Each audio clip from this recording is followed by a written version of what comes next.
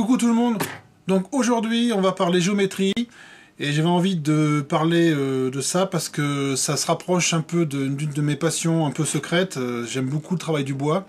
Donc en ce moment je suis en pleine réflexion sur plusieurs projets bois, donc vous étonnez pas s'il y aura plusieurs vidéos d'affilée sur le bois.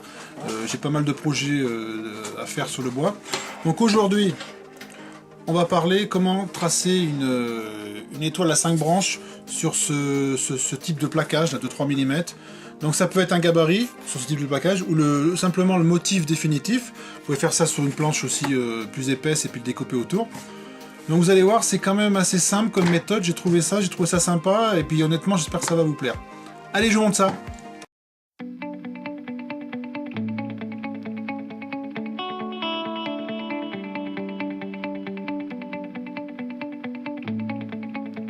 Donc je commence par prendre une équerre. Donc ça c'est l'équerre de mon fils, de son école du coup, puisqu'en fait voilà, j'ai une autre équerre, je vais vous montrer. Elle est bien, mais elle n'est pas faite pour être appliquée complètement sur le plaquage. Donc du coup, pour faire l'angle droit, ça va pas être très facile. Donc je prends cette équerre, équerre basique. Donc ce que je fais, je commence à tracer un angle droit. Donc j'essaye de me mettre à peu près au milieu de la plaque parce que l'étoile va quand même être assez grande. Donc je trace l'angle droit, comme ceci.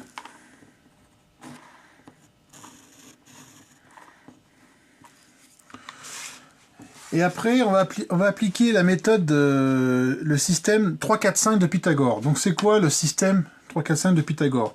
C'est qu'en fait, ce petit côté va faire 3 cm. Vous allez comprendre pourquoi après. Là, il fera 4. Et en toute logique, l'hypoténuse fera 5. Donc ensuite, donc là, comme je viens de dire, je mets 3 cm. Donc ça arrive là. Bon, j'ai plutôt juste la chance puisque c'est pile poil. Et là, à mon avis, 4, c'est pas bon. Ouais, je m'en doutais. Voilà, là, je suis à 4. Après, eh ben, je trace l'hypoténuse. Ni plus, ni moins. Voilà. Je prends un compas. Je prends la mesure de l'hypoténuse. Comme ceci. Et en fait, je le reporte sur ce côté-là. Donc on va avoir, là ça fera 5 plus 4, ça fera 9. Donc je le reporte, donc je le mets en haut. Voilà. Je trace assez large pour pouvoir tracer une droite qui aille jusque là-haut. Voilà. Donc je prends mon angle. Ça c'est quand même assez droit. Voilà. Et là, je trace comme ça. Et ensuite, en fait, cette partie va plus nous servir. On imagine qu'elle ne sert plus. Je vais rejoindre ce point-là à ce point-là. Et en fait, là,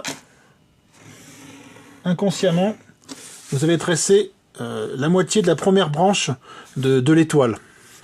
Je prends un compas et je prends la mesure de nouvelle hypoténuse, donc qui est là, voilà, et je le reporte sur ce côté.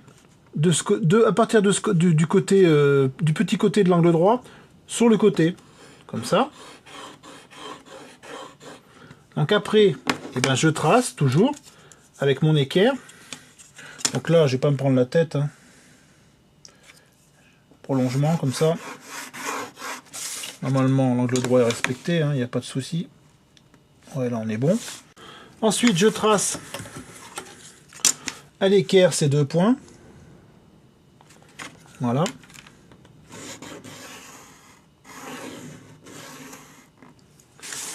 Et après, vous reportez le petit côté là, le reportez de l'autre côté, à partir du centre, pas du centre, mais de l'angle droit. Voilà. Vous êtes là. Donc là, vous allez comprendre. Vous pouvez tracer. Vous pouvez y aller là. Vous pouvez tracer. Voilà. Donc là, je vais relier ce point-là à celui-là et ça fera la première branche de l'étoile.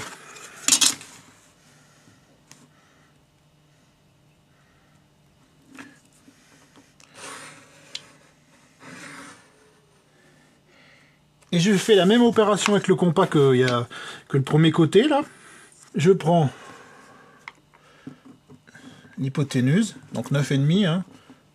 J'ai mesuré tout à l'heure. Et je le reporte, pareil. Voilà. On fait pareil de l'autre côté. Donc c'est assez simple comme méthode, c'est juste qu'il faut bien suivre pas à pas. Et je fais pareil, je rejoins l'autre côté.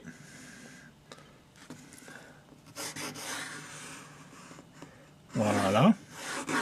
Même si ça déborde un peu par là, c'est pas grave. Donc voilà, on a déjà l'étoile qui se profile, enfin la première branche de l'étoile. Après, je vais prolonger ces deux axes là au maximum. Parce qu'après, on va reporter cette mesure vers le bas. Vous allez voir. Donc je prolonge. Hein.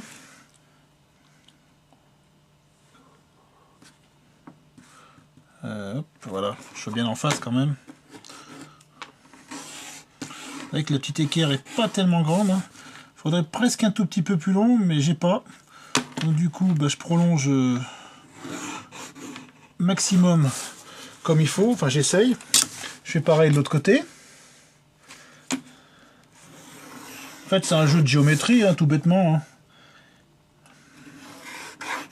Voilà, donc je pense que là, j'ai assez prolongé. Donc on voit bien que j'ai fait deux axes bien plus longs. Alors après, c'est là qu'il ne faut pas faire de bêtises. Il faut prendre cette longueur. J'espère que mon compas va y aller parce que il n'y a pas de raison. Voilà. Et je reporte.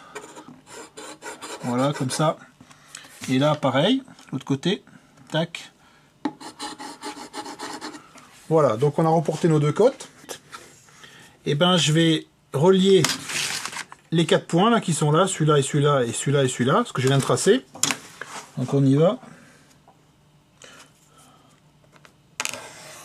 Ah, la mine c'est un peu cassé, c'est pas grave. Hein. De toute façon c'est pas terrible comme crayon, il faut que j'en achète d'autres.